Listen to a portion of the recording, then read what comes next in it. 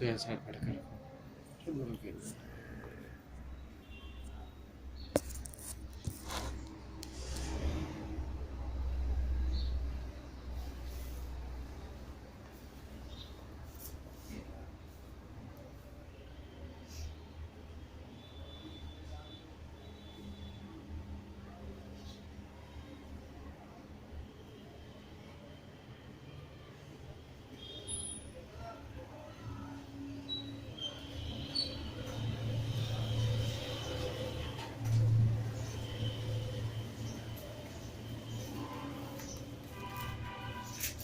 हालात ही पता नहीं की गल ऐसा खराब हो गया जिवें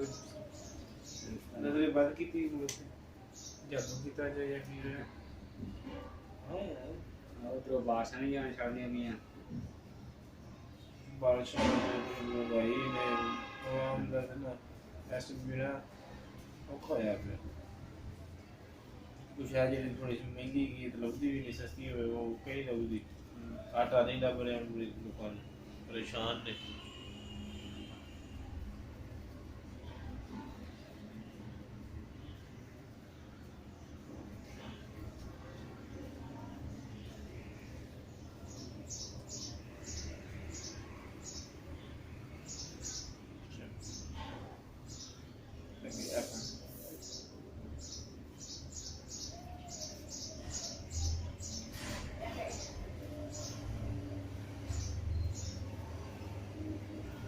ये आज माशाल्लाह काफी बेहतर है परसों नालों ना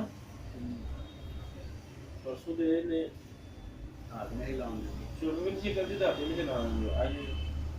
दम किया है मारा जी लेकिन बर्दाश्त है तकलीफ